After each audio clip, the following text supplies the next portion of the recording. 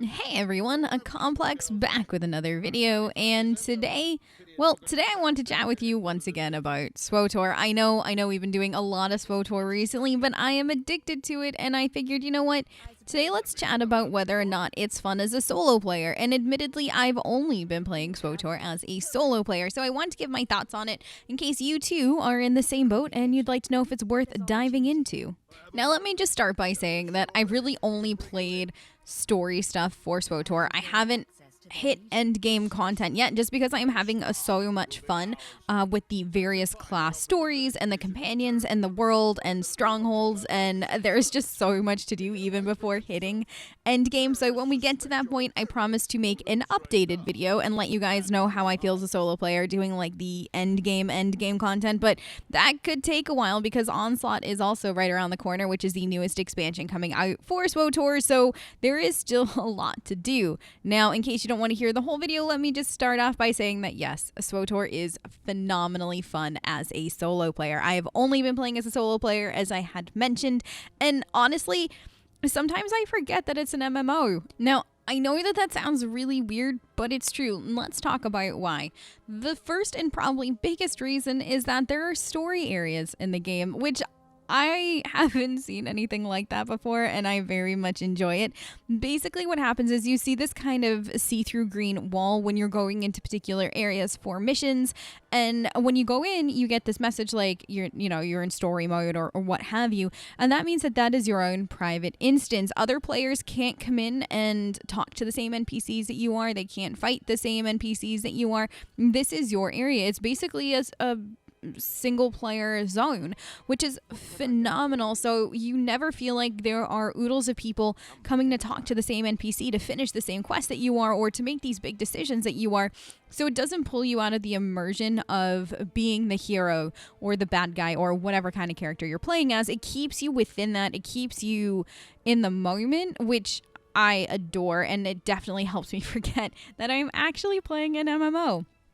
Another thing that kind of helps with that is there are a lot of personalization areas. You've got your own stronghold, like I just done a video on, and you also have your own private ship, and all of that just kind of feeds into this being your game, your world, your story. So you don't feel like you're kind of in an area with like a million people. You feel like you're in your own area. I love personal spaces in any kind of game. Even in a single player RPG, I find that having your own personal space, whether it's a home or a ship or anything, is super important to building that story, that character in your mind, and to help you roleplay it all the better. And SWTOR has this in spades, which is, in my mind, just a boon to the solo player. Not to mention, they also have companions in this game, full-fledged companions. That's actually the main reason I started playing SWTOR. I found out that there were romanceable companions, and I love stories, I love RPGs, I love having companions in games, and I also love a really good romance, and I thought, you know what, let's just give it a try. And I've been pleasantly surprised pretty much the entire time I've been playing. I think that the companions generally fit the kind of character I'm playing. So my Sith Inquisitor is kind of batshit crazy and super evil, and I feel like her companions fit that, which is awesome. It kind of bugs me when you're supposed to be playing like this kind of character, but your companions don't necessarily fit the tone of that. And in SWTOR so far, at least, because I haven't tried all the classes, but the classes that have tried, it's definitely fit really well. Either they like it or they don't, and it just fits their personalities and fits who I am. So it's been a lot of fun in that regard. I love that there are full-fledged cutscenes with the companions. It's a full-fledged relationship system even. They will approve or disapprove not only in the conversations that you'll have with them, but also just in the world. So if you're making a big story decision and you have a particular companion with you, it will affect your relationship with them potentially, which is always for me awesome because that just feeds into those RPG elements and kind of building your character to be who you want. So overall, as far as being a solo player in SWTOR, it's super easy. I'm really surprised. I mean, it's an MMO. You think that like they'd kind of push you to be super social and they'd push you to to get rewards for doing this and that with other people. And while there might be those elements in the game, it doesn't feel like I have to participate in them. I can just be me in the game with my character and my companion, and it's fine. There are definitely other people floating around, especially when you go to like these bigger areas where you can meet people.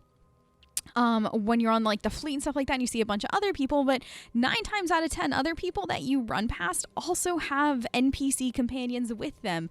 The areas are really large and generous in that the spaces never really feel that congested. The fleet is beautifully designed, in my opinion, in that like the stronghold stuff and the like the Galactic Trade Network are on different parts of the ship, or on the fleet rather, so it's never like you're kind of like getting claustrophobic because there are so many people trying to huddle into one area to do like 12 different things. It's generously laid out so you don't have to worry about that, and you can really just feel like there are just people roaming around the fleet, and that feels normal. So they've done a really good job in that regard. Overall, my thoughts on the game are it's been a blast.